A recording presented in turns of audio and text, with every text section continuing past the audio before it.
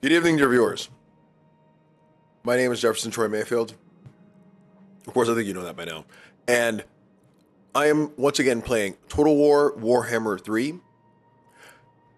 In this video, I want to explain something some players may not be aware is there, or if they are aware it's there, they may ignore it because they don't really understand how it works. And this is the mechanics of the noble system, or the electoral count system, as it's known in the game.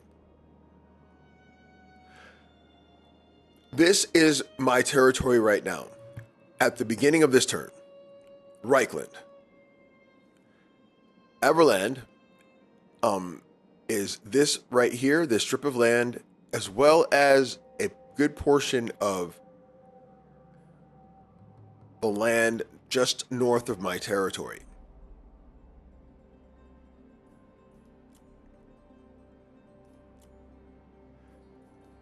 Now, as you can see here, now I have as emperor, I have certain rights and abilities that are granted to me as Emperor Karl Franz. And one of them is the ability to confederate one of my elector counts, territories, authorities, etc., etc.,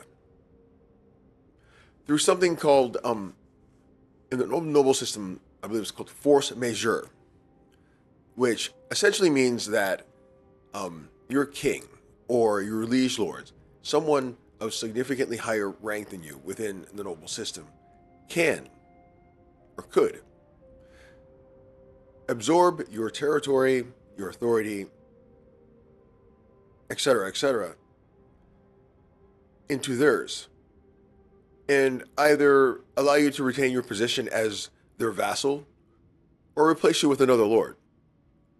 So I've been making inroads with my elector counts, at least the ones that are showing fealty to me. These ones with chains, they do not show fealty to me. These ones do. Essentially, two of them, Averland and Elspeth von Draken, which represents Wissenland and Nuln.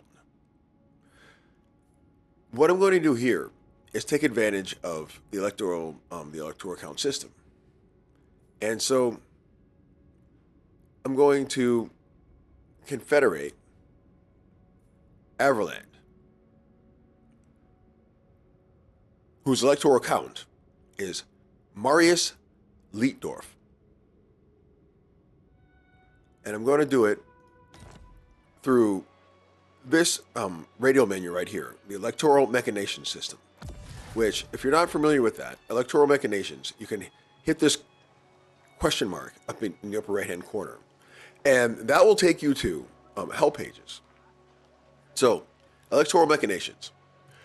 Emperor Karl Franz is the greatest statesman the world has ever seen, with unique access to special powers that enable him to enact emperor's decrees and arrange diplomatic talks as means to unite and protect the empire.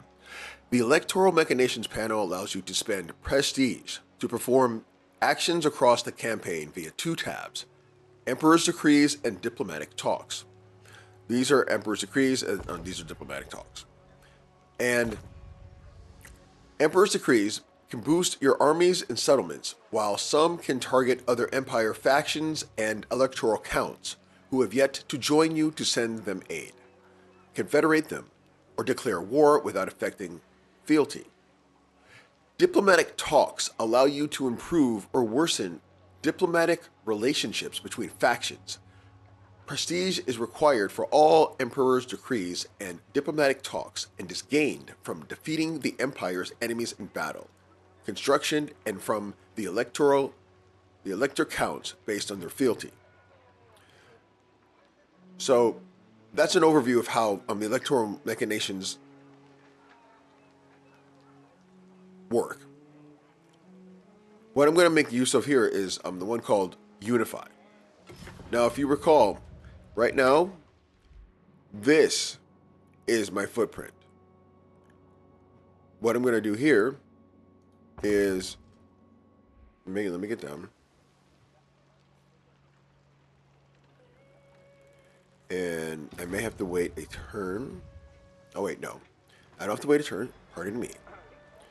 What I have to do is have to target a settlement. So I'm going to target this.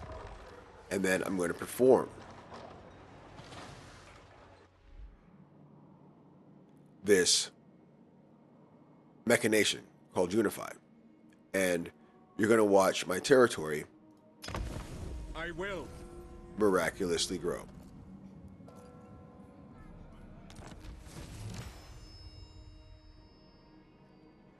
And that is how you use electoral machinations to confederate one of your electoral counts territories into your own and expand your footprint on the map.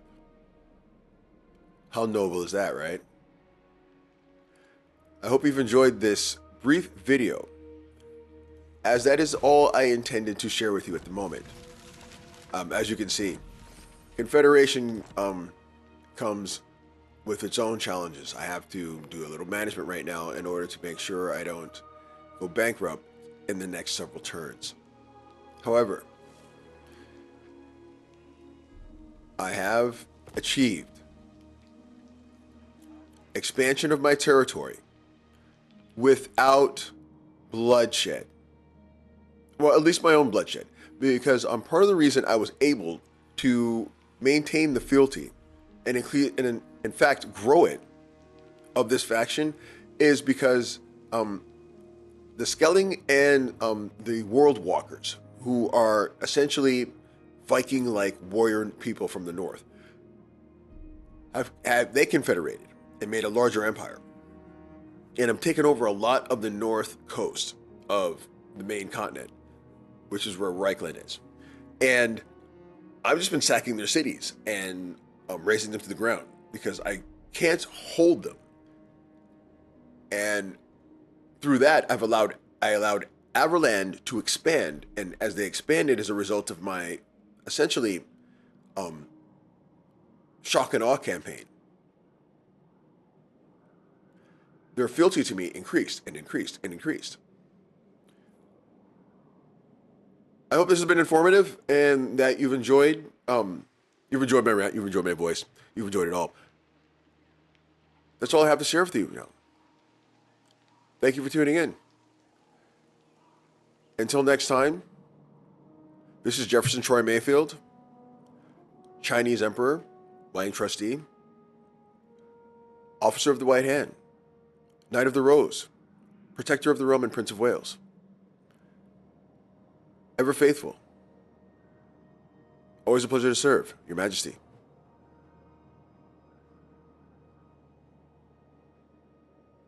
Oh, one last thing. There's always one last thing, right? Now, what I'm going to do right now is I'm going to do exactly what I said. I'm going to make Marius Leitdorf, the former electoral count, I'm going to allow him to maintain his position as my vassal. How noble is that, right? Once again, until next time, this has been Jefferson Troy Mayfield, Chinese Emperor, Wang Trustee, Officer of the White Hand, Knight of the Rose, Protector of the Realm, and Prince of Wales. Ever faithful, always a pleasure to serve, Your Majesty.